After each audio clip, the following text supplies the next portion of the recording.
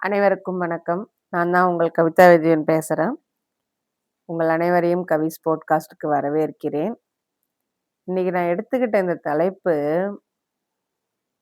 என்ன பர்சனலா ரொம்ப காயப்படுத்தின தலைப்பு. நான் அத விட்டு வெளியில வந்திருக்க வேண்டியது. ஆனா, வெளியில வரலாம் அப்படின்ற அந்த அவேர்னஸ் எனக்கு இல்லாம இருந்ததுனால, இது அத்தனையுமே நான் நார்மல் நெனச்சு அந்த நார்சிஸ்டிக் ரிலேஷன்ஷிப்லயே நான் இருந்துட்டேன். அந்த நேரத்துல அந்த ரிலேஷன்ஷிப்குள்ள நான் இருந்த அத்தன வருஷங்கள்ல, என்னால அத அடையாளம் கண்டுபிடிக்கவே முடியல. ஆனா, இப்போ என்னால தெளிவா புரிஞ்சுக்க முடியுது. The red flax I ignored in narcissistic relationship.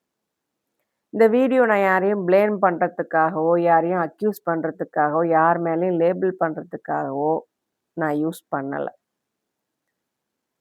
இந்த நார்சிஸ்டிக் ரிலேஷன்ஷிப்குள்ள இருந்த நான் என்னென்ன ரெட் ஃபிளாக்ஸ பார்த்தேன். பார்த்தும் அத எப்படி அவாய்ட் பண்ணாம, இக்னோர் பண்ணாம நான் இருந்தேன். என்னுடைய லைவ்டு எக்ஸ்பீரியன்ஸ் தான் நான் ஷேர் பண்ணணும்னு நெனைக்கிறேங்க நான். எனக்கு வந்த இந்த அவேர்னஸ் இன்னமும் நெறைய பேருக்கு வராமலே இருக்கு. அது அவங்க வீக்கானவங்க அப்படின்றதுக்காக கிடையாது. ஆனா, நாமெல்லாம் ரொம்ப இலகுன மனசு கொண்டவங்க. நம்மள காயப்படுத்துறாங்கன்னு தெரிஞ்சும், அவங்க மேல திரும்ப திரும்ப நம்பிக்கை வைக்கிறவங்க. நம்ம நம்பிக்கைய உடைக்கிறாங்கன்னு தெரிஞ்சும், அவங்கள திரும்ப திரும்ப மன்னிக்கிறவங்க. அன்பால சரி பண்ணிட முடியும் அப்படின்னு நம்ம அன்ப கண்மூடித்தனமா கொட்டுறவங்க. இதெல்லாம் ரொம்பவும் golden behaviours, golden traits. But ஆனா, அத மதிக்க அவங்களுக்கு தெரியல. அது நமக்கு இன்னும் புரியல. அதனால தாங்க நாம இந்த ரெட் ஃபிளாக்ஸ இக்னோர் பண்ணிட்டே இருக்கிறோம். சப்போஸ் இன்னைக்கு நான் பேசப்போற இந்த அ ரெட் ஃபிளாக்ஸ் நார்சிஸ்டிக் ரிலேஷன்ஷிப்ல இருக்கக்கூடிய இந்த ரெட் ஃபிளாக்ஸ பத்தி நான் பேசப்போறது, உங்க வாழ்க்கையிலும் சம்மந்தப்பட்டதா இருந்தது அப்படின்னா, ஒரு விஷயத்த தெளிவா தெரிஞ்சுக்கோங்க. நீங்க வீக்கானவங்க கிடையாது. நீங்க உண்மையிலேயே பியூர் ஹார்ட், பியூர் லவ் உள்ள ஒரு டீப் சோல் அப்படின்றத புரிஞ்சுக்கோங்க. பொதுவா நாம ஏன் இந்த ரெட் ஃபிளாக்ஸ இக்னோர் பண்றோம் அப்படின்னாக்க, இந்த ரெட் ஃபிளாக்ஸ பத்தி பேசுறதுக்கு முன்னாடி நம்ம ஏன் அத இக்னோர் பண்றோம் அப்படின்றதையும் நம்ம தெரிஞ்சுப்போம். எனக்கு இந்த இடத்துல முக்கியமான ஒரு விஷயம் சொல்ல வேண்டியது இருக்கு. என்ன அப்படின்னாக்க, நம்ம யாரும் தெரிஞ்சு இந்த ரெட் ஃபிளாக்ஸ இக்னோர் பண்றது கிடையாது. ஏன்னா இது ரெட் ஃபிளாக்ஸ்ன்னு நமக்கு யாருமே சொல்லிக் குடுக்குறது கிடையாது. இது ஒரு வார்னிங். இந்த ரிலேஷன்ஷிப்லேருந்து நம்ம வெளியில போகறதுக்கு அவங்க நமக்கு குடுக்குற ஒரு வார்னிங். அது நமக்கு நம்ம தேவையில்லாத ஒரு இடத்துல நாம இருக்கிறோம் அப்படின்றதுக்கான ஒரு வார்னிங் அது. ஒரு எச்சரிக்கை அது. ஆனா, அத நாம அத எச்சரிக்கையா எடுத்துக்கிறது இல்ல. ஏன் அப்படின்னா, நம்மள சின்ன வயசுலேருந்தே இந்த எமோஷனல் கன்ஃப்யூஷன்லயே வளர்த்துருப்பாங்க. யார் சொன்னது? அப்பா தான, அம்மா தான, தம்பி தான, ரிலேஷன் தான, இவங்க தான சொன்னாங்க. சொன்னா சொல்லிட்டு போட்டுமே! அப்படின்னு விடாம நீ ஏன் அத பிடிச்சிட்டு இருக்கிற? அப்படின்ற ஒரு எமோஷனல் கன்ஃப்யூஷன்லயே நம்மள வளர்த்துட்டு வந்திருப்பாங்க. கேள்வி கேட்கறதுக்கு பதிலா அட்ஜஸ்ட் பண்றதுக்கு தான் நமக்கு சொல்லிக் குடுத்துருப்பாங்க. நாம எப்பவும் பொறுமையா இருக்கணும், மத்தவங்கள புரிஞ்சுக்கணும், அமைதியா இருக்கணும். இதத்தான் நமக்கு சொல்லிக் குடுத்துருப்பாங்க. நாம இவங்க நமக்கு சொல்லிக் குடுத்த இந்த பழக்கங்கள கடைபிடிக்கிறதுனால, இதுதான் உண்மைன்னு நம்புறதுனால, அந்த ரெட் ஃபிளாக்ஸ நம்ம வார்னிங்கா எடுத்துக்காம, அத ரொம்ப நார்மல்னு நெனச்சு, நம்மளோட தினசரி வாழ்க்கையில கடந்து போயிட்டுருக்கிறோம். பொதுவா ஒரு பொண்ணா இருக்கிற நாம, ஒரு அம்மாவா, ஒரு மகளா, மனைவியா, அம்மாவா, நம்ம என்ன நெனச்சிட்டு இருப்போம் அப்டின்னா, எல்லாத்தையும் தாங்கிக்கிறது தான் அன்பு. எல்லாத்தையும் சாக்ரிஃபைஸ் பண்றது தான் அன்பு. பெத்தவங்க மரியாதைக்காக என் வாழ்க்கைய நான் அவங்க கையில குடுத்து, அத அவங்க சின்னா பின்னமாக்கி, என் வாழ்க்கையோட நடுநிலை 25 வயசுக்கு மேல நான் பட்ட அனுபவங்கள் சொல்லி மாளாது.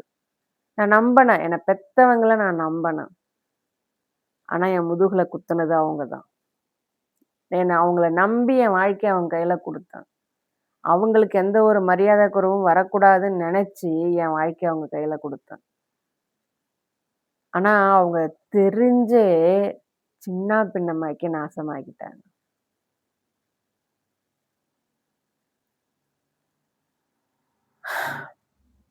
சரி, அடுத்து பார்ப்போம்.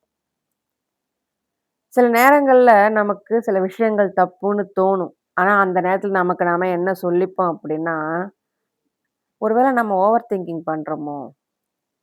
ஒருவேள இது நம்மளோட ஸ்ட்ரெஸ்ஸா இருக்குமோ? ஒருவேள நம்ம இன்னும் கொஞ்சம் அதிகமா அன்பு செலுத்துனோம்னா, இதெல்லாம் மாற வாய்ப்பு இருக்கோ? ஒருவேள நாம அவங்களுக்கு அடங்கி இருந்தோம் அப்படின்னாக்க, இந்த மாரி சிச்சுவேஷன நம்ம ஃபேஸ் பண்ணாம இருந்திருக்கலாமோ? ஒருவேள நம்ம மேல தப்பு இருக்கிறதுனால தான் நமக்கு இதெல்லாம் நடக்குதோ? அப்படின்னு நம்மள நாமே சுருக்கிக்கிறதுனால, அந்த இடத்துல தான் இந்த ரெட் ஃபிளாக்ஸ் அப்படின்றது அமைதியா உள்ள வருது. அது நம்மள கஷ்டப்படுத்த வருது, நம்மள காயப்படுத்த வருது, மரியாதை குறைவாக்க வருது, நம்மள அலட்சியப்படுத்த வருது, தூக்கி போட தான் வருது உள்ளற. ஆனா, அது அத்தனையும் ரொம்ப நார்மல்னு நாம நெனச்சுக்கிட்டு, நம்ம வாழ்க்கைய கொண்டுட்டு போயிட்டுருக்கோம். ஓகே. இதுல நான் முதல் ரெட் ஃபிளாகா என்ன சொல்றேன் அப்டின்னா, அன்புன்றது ஒரு நிபந்தனைக்கு உட்பட்டது. அப்படின்ற எண்ணம் நமக்குள்ள ஆழமா விதைக்கப்பட்டிருக்கும். அதுதான் முதல் ரெட் ஃபிளாக். அன்புன்றது நிபந்தனைக்கு உட்பட்டது. அப்புட்ன்னா என்ன தெரியுமா அர்த்தம்? இந்த நேரத்துல நான் ஒரு விஷயத்த சொல்லணும்னு ஆசைப்படுறேன். அத அத வந்து நான் அத நெனச்சு நான் வெட்கப்படவும் இல்ல. அத நெனச்சு அத அத சொல்றதுனால நான் வந்து என்ன வந்து ரொம்ப சிறுமையா நான் நெனைக்கவும் இல்ல. என்ன அப்டின்னாக்க, சின்ன வயசுலேருந்து எங்க அப்பா ஒரு வார்த்தைய யூஸ் பண்ணிட்டே இருப்பாரு. அவர் எதனால அந்த வார்த்தைய யூஸ் பண்றாருன்றது எனக்கு அதுக்கப்புறம் தான் தெரிஞ்சது. ஆனா அவர் யூஸ் பண்ணிட்டு அடிக்கடி எதுக்கெடுத்தாலும் அவர் யூஸ் பண்ற ஒரு வார்த்த,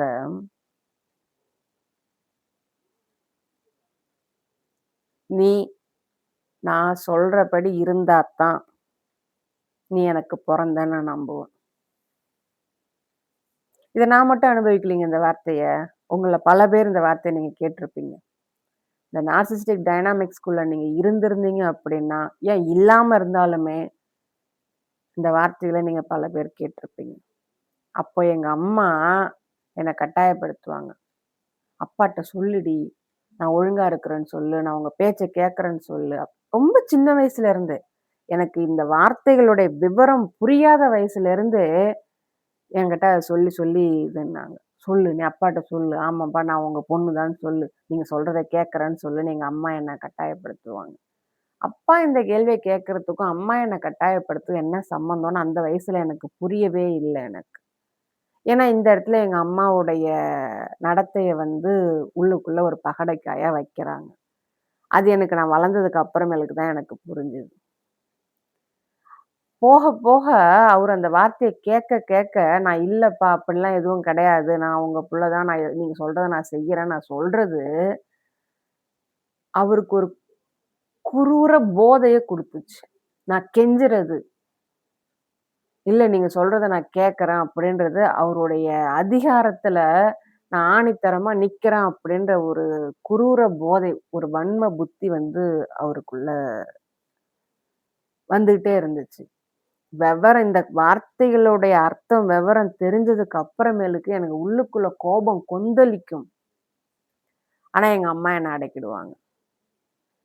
"நீ இந்த மாரிலாம் பேசாத, இந்த மாரிலாம் சொல்லாத, அப்ப நான் தப்பானவளா மாறிடுவேன்" அப்படின்னு. ஐயோ! நம்ம அம்மாவ தப்பா பேசக்கூடாதுன்னா, நாம என்ன பண்ணணும்? அவ சொல்றபடி கேட்கணும். அப்படிதாங்க கேட்டுட்டு இருந்தேன் நானு. நான் எது நடந்தாலும் அந்த வார்த்தை முன்னாடி வந்துரும். "எனக்கு பொறந்திருந்தா இப்படி பேசியிருக்க மாட்ட.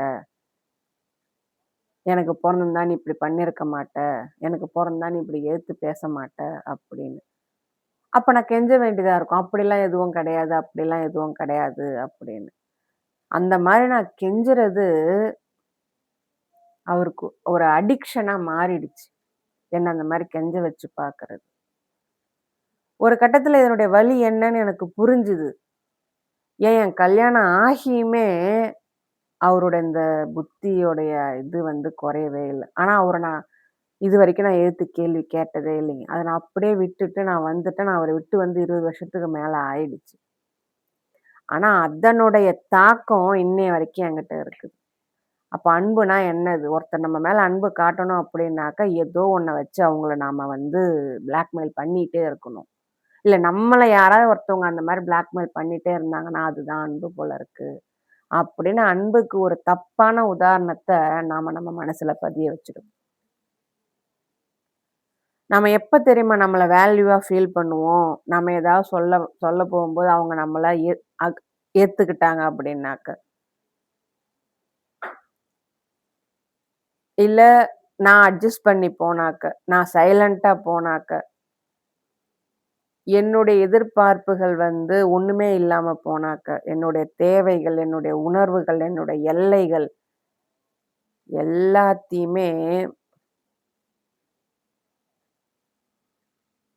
அவங்க வகுக்கிறது தான், அவங்க சொல்றது தான் அப்படின்ற எண்ணம் எனக்குள்ள அதிகமா வளர்ந்துருச்சு. இது என்ன ஆச்சு, நாம ஏதாச்சும் பேசுனாக்கா நம்மகிட்ட மூஞ்சி திருப்பிட்டு போயிடுவாங்களோ, நம்மள விட்டு போயிடுவாங்களோ, அவங்க போறதுக்கு நாம தான் ஒரு காரணமா இருக்கிறோமோ, நம்ம இன்னும் அமைதியா இருந்திருக்கலாமோ அப்படின்னு என் மேல இல்லாத ஒரு தப்ப நான் பண்ணிட்டதா நெனச்சு, இத நான் தான் ஃபிக்ஸ் பண்ணணும், இத நான் தான் சரி பண்ணணும்னு நெனச்சு,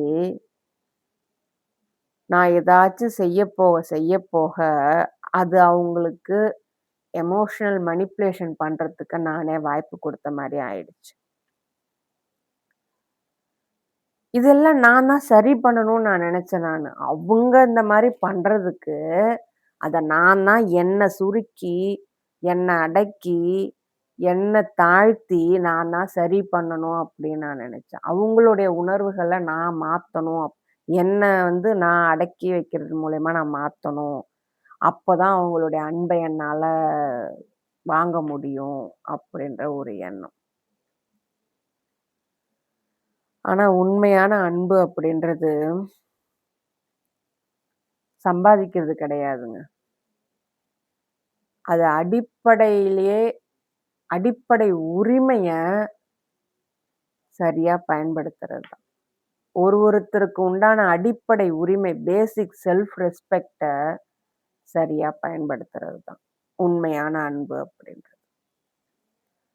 இது என்ன ஆகும் வளர்ந்ததுக்கு அப்புறமேலுக்கும் நம்மால உண்மையான அன்ப அடையாளம் கண்டுபிடிக்க முடியாது. நம்ம மேல உண்மையான அன்பு யாராச்சும் காட்டினாலும் அத நம்ம முக்கியத்துவம் எடுத்துக்க முடியாது, குடுக்கவும் முடியாது. இத பத்தி நான் இன்னொரு வீடியோல நான் சொல்றேன் நானு. ஸோ நம்மளுடைய முதல் ரெட் ஃபிளாக் அன்புன்றது நிபந்தனைக்கு உட்பட்டது. நாம நம்மள எந்த அளவுக்கு தாழ்த்திக்க முடியுமோ, அந்த அளவுக்கு தாழ்த்தி, அந்த அளவுக்கு தாங்கி, அந்த அளவு சாக்ரிஃபைஸ் பண்ணா தான், மத்தவங்களுடைய அன்பு நமக்கு உண்மையான அன்பு நமக்கு கிடைக்கும் அப்படின்ற ஒரு தப்பான எண்ணம் நமக்குள்ள பதிய வைக்கப்படுறது தான் முதல் ரெட் ஃபிளாக்.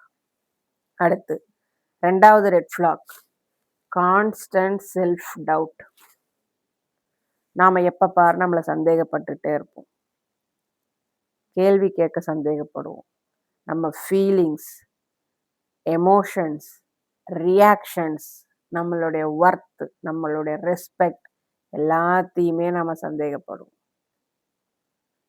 நேரடியாவோ, மறைமுகமாவோ நமக்கு சொல்லி வச்சுருவாங்க. "நீ ரொம்ப ஓவரா திங்க் பண்ற. ஓவ் ஓவர் சென்சிட்டிவா இருக்க. நீ தப்பா புரிஞ்சுக்கிற. இதெல்லாம் ஊர் உலகத்துல நடக்காது கிடையாது. அந்த மாரி நீ நினைக்கிற மாரிலாம் நடக்கவே இல்ல." அப்படின்னு சொல்லி சொல்லியே நம்மள நாம நம்புறத நிறுத்தி வச்சுருவாங்க. ஒரு ரிலேஷன்ஷிப் அப்படின்றது உங்களுக்கு ஒரு பாதுகாப்ப தர்றதுக்கு பதிலு ஒரு குழப்பத்த குடுத்துச்சு அப்படின்னாக்க, அந்த குழப்பம் எதேர்ச்சையா வந்தது கிடையாது. அந்த குழப்பம் தான் உங்களுக்கு கிடைக்கிற 2வது ரெட் ஃபிளாக்.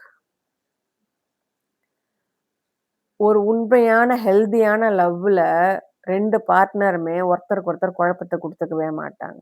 குழப்பம் இருந்தாலும் அத சரி பண்றதுக்கான முயற்சிகள் எடுப்பாங்களே தவிர, ஒருத்தவங்க மட்டும் குழப்பத்துல இருந்து ஒருத்தவங்க தான் தான் எல்லான்ற இதுல இருக்கிறது உண்மையான ரிலேஷன்ஷிப்பே கிடையாது. ஸோ, இந்த செல்ஃப் டவுட் அப்படின்றது தான் 2வது ரெட் ஃபிளாக். 3வது ரெட் ஃபிளாக் பார்த்தீங்க அப்படின்னா, நமக்கானது இங்க எதுவுமே கிடையாது. நம்ம யோசிக்க வேண்டியது, சிந்திக்க வேண்டியது, பார்க்க வேண்டியது, நம்ம சரி பண்ண வேண்டியது எல்லாமே அவங்களுக்கானது மட்டும் தான். ஒரு பேலன்ஸே இருக்காது. அவங்களுடைய வலிகள் ரொம்ப முக்கியத்துவம் நாம குடுக்கணும். அவங்களுடைய கோபத்துக்கு நம்ம முக்கியத்துவம் குடுக்கணும். அவங்களுடைய தேவைகளுக்கு நம்ம முக்கியத்துவம் குடுக்கணும். அதே நேரம் என்னுடைய உணர்வுகள் ஒதுக்கப்படும். என்னுடைய எண்ணங்கள் ஒண்ணுமே இல்லன்னு சொல்லப்படும். நான் அவங்களுக்கு எமோஷனல் சப்போர்ட் குடுத்துக்கிட்டு தான் இருப்பேன். ஆனா எனக்கு தேவைப்படுறப்போ அது கிடைக்காது. எனக்கு தேவைப்படுறப்போ அது ஒரு நான் சீன் கிரியேட் பண்ற மாரியும், நான் இரிட்டேட் பண்ற மாரியும் அப்படிதான் தோணும் அவங்களுக்கு. ஒரு ரிலேஷன்ஷிப்ல 2 பேர் இருந்தாங்க அப்படின்னாக்க, 2 பேருமே ஈக்குவலா எஃபோர்ட் எடுக்கணும். அந்த ரிலேஷன்ஷிப் நிலைக்கணும் அப்படின்றதுக்காக ஒருத்தர் மட்டும் விட்டு குடுக்கறது, ஒருத்தர் மட்டும் எஃபோர்ட் எடுக்கிறது, ஒருத்தர் மட்டும் அதிகப்படியான டைம் ஸ்பெண்ட் பண்றது, ஒருத்தர் மட்டும் அதிகப்படியான கேர் எடுக்கிறது அப்படின்னு இருந்துச்சு அப்படின்னா, யார் அந்த முயற்சிகள எடுக்குறாங்களோ, அவங்க கண்டிப்பா பாதிக்கப்படுவாங்க. இதுல ஒருத்தர் பலன அனுபவிப்பாங்க. ஒருத்தர் அவ்ளோ கஷ்டங்கள அனுபவிப்பாங்க. இது 3வது ரெட் ஃபிளாக். 4வது ரெட் ஃபிளாக். நம்ம பேசுறதுக்கு பயப்படுவோம். ரொம்ப முக்கியமான விஷயம் அது. பேசுறதுக்கு பயப்படுவோம். நம்ம மனசுல இருக்கக்கூடிய உண்மைய பேசுறதுக்கு நாம பயப்படுவோம். நம்ம டிராமா பண்ணலாம் விரும்ப மாட்டோம். ஆனா, நம்ம மனசுக்குள்ள இருக்கிறத சொல்லணும்னு நெனைப்போம். ஆனா, அத கேட்க அவங்களுக்கு டைம் இருக்காது. புரிஞ்சுக்கிறதுக்கு திறமை இருக்காது. அது என்னன்னு யோசிக்கிற எபிலிட்டி அவங்கள்ட்ட சுத்தமா இருக்காது. அதனால அது என்னவா மாறும் அப்படின்னா, ஆர்கியுமென்ட்டா மாறும். ஈகோ கிளாஷா மாறும். கடைசில பிளாக்மெயிலா கூட மாறும்.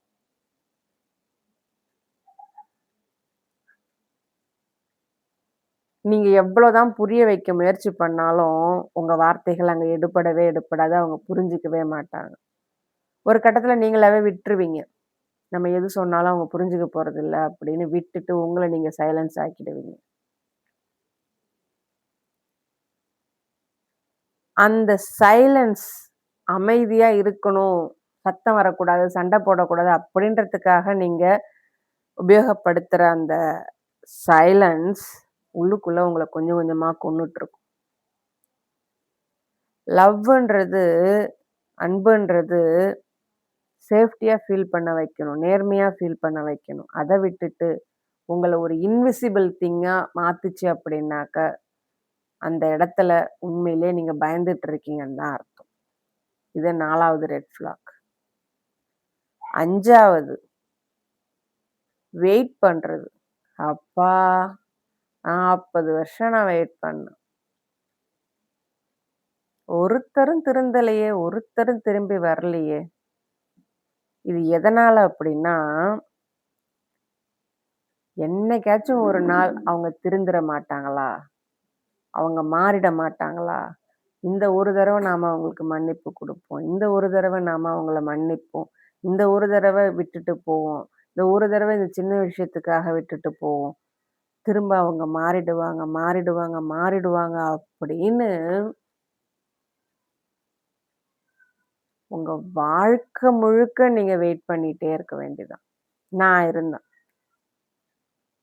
கல்யாணத்துக்கு முன்னாடி எங்க அப்பாட்ட எப்படியாவது அவர் அன்ப வாங்கிட முடியும். புரண்டு, உருண்டு படிக்கிறதுலேருந்து, வேலை செய்யறதுலேருந்து, ஊர எப்படியாவது இம்ப்ரெஸ் பண்ணிட மாட்டேனான்னு நம்ம இருந்து, இருந்து கடைசி வரைக்கும் ஒண்ணுமே வேலைக்கு ஆவல. அவர்ட்டேருந்து ஒரு சின்ன இது கூட என்னால வாங்க முடியல. அதே பேட்டர்ன் அப்படியே கல்யாணத்துக்கு அப்புறமும் ரிப்பீட் ஆச்சு.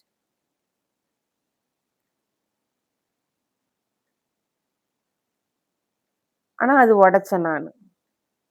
ஒரு 4 வருஷத்துக்கு முன்னாடி என்னுடைய அவேர்னஸ் கிடைச்சப்போ, அத நான் உடைச்சேன். நம்ம என்ன பண்ணுவோம் அப்படின்னா, இந்த லவ் பொட்டன்ஷியல் எப்படியாச்சும் நம்ம அவங்க அன்ப வாங்கிடுவோம் அப்படின்றது. ஆனா உண்மை கிடையாது. அது ஒரு இல்லூஷன். அவங்க மாறுவாங்க, புரிஞ்சுப்பாங்க, கொஞ்சமாவது இம்ப்ரூவ் ஆவாங்க அப்படின்னு நம்ம நம்பிக்கை வைப்போம். ஆனா, அந்த நம்பிக்கை காப்பாத்த அவங்க எந்த ஒரு செயலுமே மேற்கொள்ள மாட்டாங்க. அது நம்மள ஸ்டக் ஆயி நிறுத்தும்.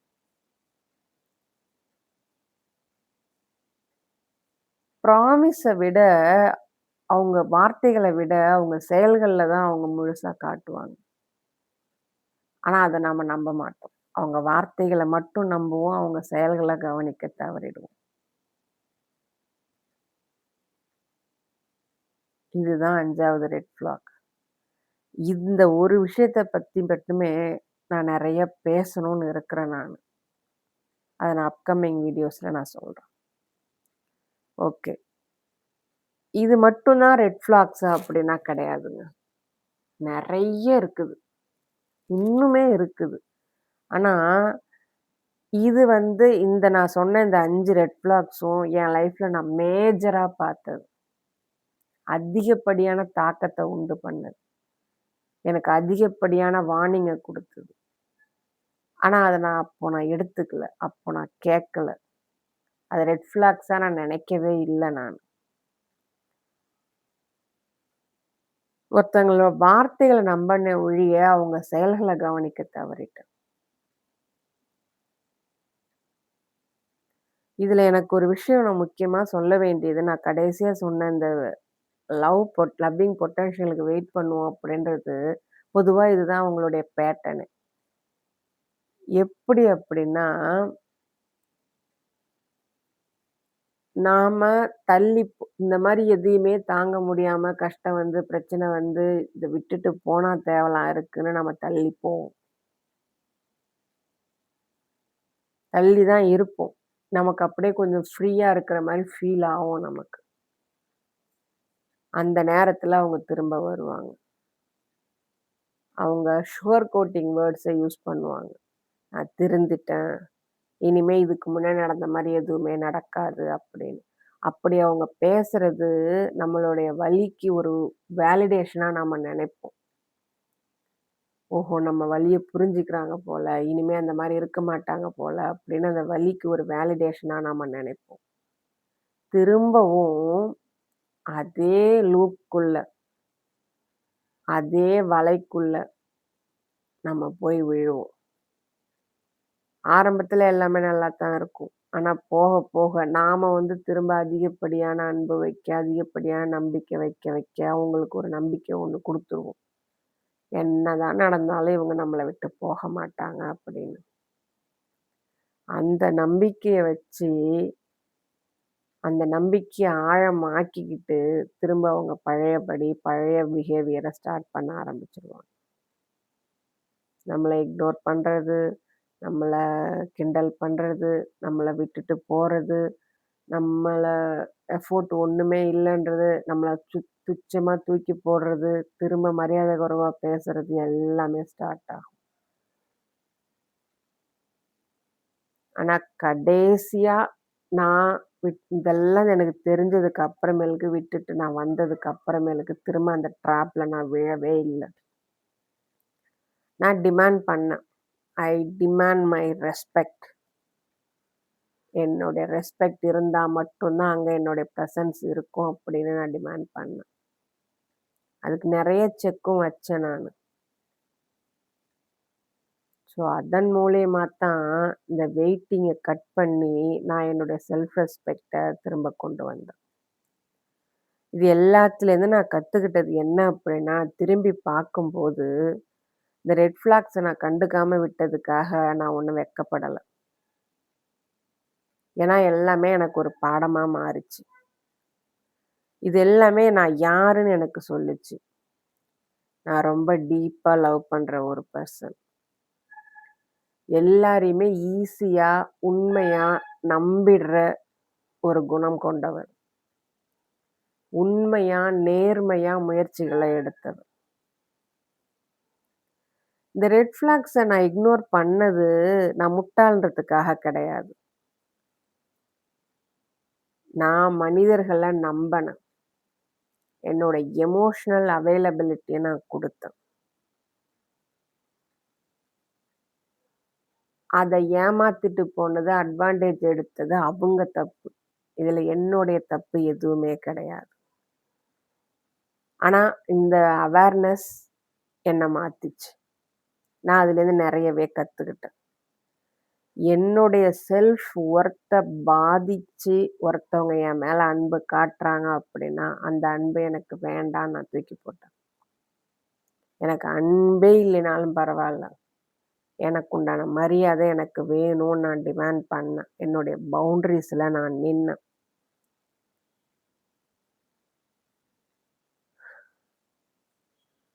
ஒருத்தர் பக்கத்துல இருந்து, ஒருத்தர் ஒட்டிக்கிட்டு இருந்து, நம்மளுடைய அன்ப நிரூபிக்கிறத விடவும், தனியா இருக்கிறது அமைதியானது. உறவுகள வெட்டி விடாம, அந்த உறவுகள் குடுக்குற காயத்திலே இருக்கிறத விட, அந்த உறவுகள வெட்டி விட்டுட்டு நாம தனியா இருக்கிறது ரொம்ப அமைதியானது. அப்படின்னு முடிவு பண்ணி உறவுகள வெட்டியும் விட்டேன். உண்மையிலே நிம்மதியா இருக்கிறேன் இப்ப. நான் என்ன தேர்ந்தெடுத்ததுனால தான், என்னுடைய ஹீலிங் அப்படின்றது எனக்கு சாத்தியமாச்சு. நான் இந்த முடிவ எடுக்கவே மாட்டேன், அப்படின்ற முடிவுகள எடுத்ததுனால தான் இந்த ஹீலிங் எனக்கு சாத்தியமே ஆச்சு. இத நீங்க கேட்டுட்டு இருந்தீங்க அப்படின்னா, நான் பேசுறது அத்தனையும் உங்க கதையோட ஒத்து போச்சு அப்படின்னா, ஒரு நிமிஷம் அமைதியா நான் சொல்றத கேளுங்க. நீங்க கோபப்படாதீங்க. இதெல்லாம் நம்ம பார்க்காம விட்டுட்டோமே அப்படின்னு நீங்க கோவமே படாதீங்க. எந்த ஒரு முடிவுகளையும் அவசரமாவும் எடுக்காதீங்க. நான் கஷ்டப்படுறதுக்கு இவங்க தான் காரணமா அப்படின்னு யார் மேலயும் லேபிளையும் குடுக்காதீங்க.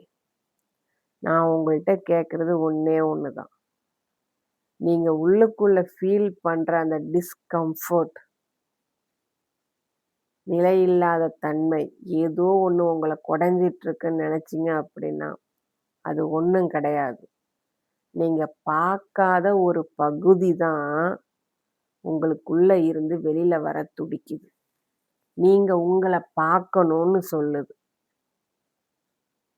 இந்த ரெட் ஃபிளாக்ஸ் எல்லாமே வார்னிங் தான். நான் இல்லங்கல. ஆனா, அது பயப்படுற அளவுக்கு பெருசு கிடையாது. நம்மால அந்த ரெட் ஃபிளாக்ஸ தாண்டி வர முடியும்.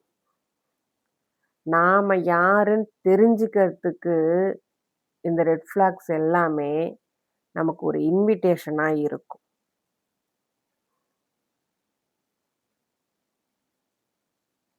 இன்னைக்கு என்னன்னு தெரியல. இந்த டாபிக்க நான் பேசும்போது, என்னுடைய லைஃப் அப்படியே நான் திரும்ப ரீவைண்ட் பண்ணி பார்க்கும்போது, எனக்கு தொண்டையெல்லாம் அடைக்குது. ஒரு ஆ எமோஷனலா என்னால அந்த அளவுக்கு இருக்கு.